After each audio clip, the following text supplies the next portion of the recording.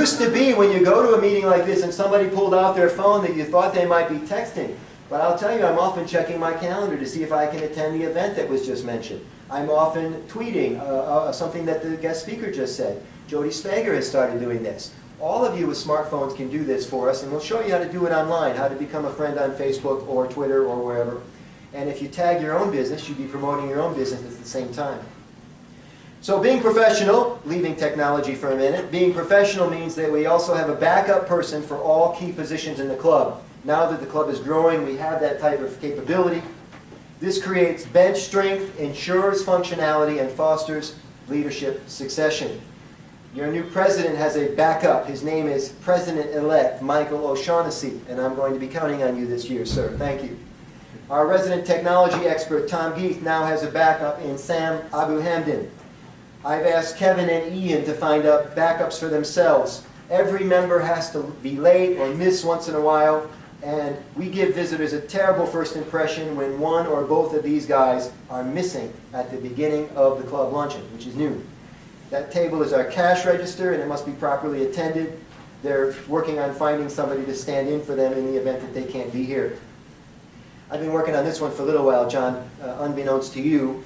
Program Chair John Buckert, ladies and gentlemen, is working alone for a year. Please explain to me how this is even happening.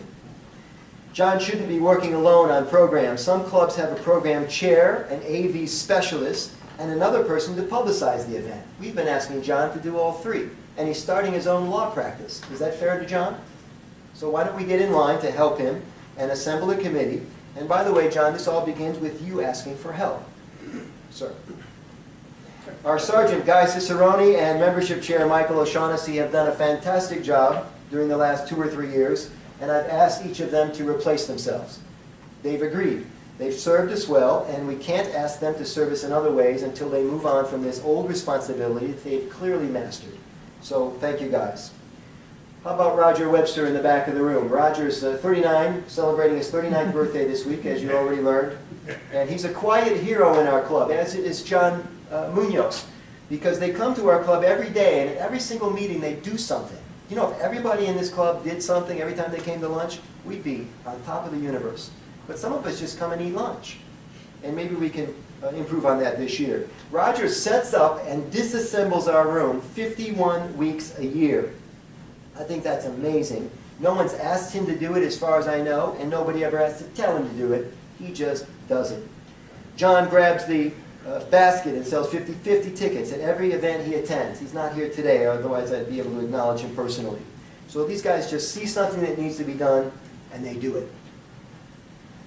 So how will we know if we're successful in the next 12 months? Well, my scorecard is your scorecard. Here are some ways that we'll know we can celebrate in 12 months. First, we will have earned what's called the Presidential Citation. It's the highest honor that can be bestowed upon a club. President Mark Mullen arranged it for us last year. My pledge is to do everything that we can to arrange it for you again this year. If we succeed in membership, we will have 88 members by June 30th of 2013. We have 44 members now, and all of you are expected to bring in a new member. Some of you will say that can't be done, and yet we're bringing in 3.6 members, because we would have to bring in 3.6 members per month to get that done. In our first month, we're going to install 4 to 6 members on August 8th. You're still telling me it can't be done?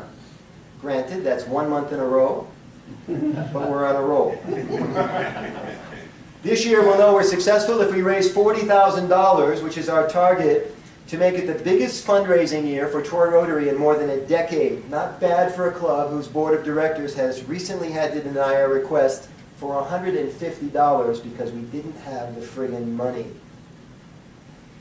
If we're successful in the next 12 months, we'll have 100% participation in Every Rotarian Every Year. This means that each of us would give just $100 to the Rotary Foundation. Dave Donellan is introducing a new initiative where each of us can pay only $25 a quarter and achieve that goal. And if you want to, we can break it down per week and per day. What did we say the per day was, or per week? 20 cents a day. 20 cents a 20 day. cents a week, I'm sorry. 20 cents a week. So if you want, we can bill you 20 cents a week to get it done. You just tell us how this would work out best for you, but we want to have full participation in Every Rotarian Every Year. I'd like to see all of our members be participating in the Rotary Bequest Society, and this is an interesting way to give, where you donate $1,000 upon your death. Now, you'll never miss this money. $1,000 upon your death, and you just pledge it now. You get a pin, right, and you get a designation, right, Dave? Yes. And it's done, man, it's done. It's a beautiful thing, and this is how we become playmakers every single year, even after we're gone for Rotary. We'll also know if we're successful if our online following grows. I'd like to see 500 Facebook likes by June 30th of 2013. This will not be difficult, especially if we get a lot of members to sign up, people to like it after a few drinks at the Viva La Vino event.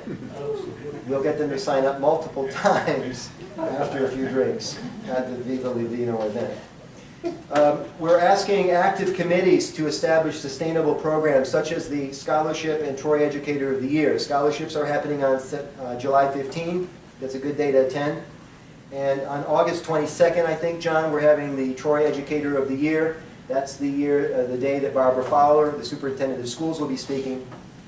And it's always a great day to have all those teachers in here. Very happy to get that award. The Turkey Trot is currently run by Mark Bucci, who does a fabulous job. Mark is not here today to be recognized, but we'll be hearing from him more at Thanksgiving. As if I didn't have enough going on, our district governor asked me a few months ago to look after the public image of the district. I told him, Don, I'm not sure I can do the good job on that. I'm president of the club this year. He just looked at me. He didn't respond. He just looked at me.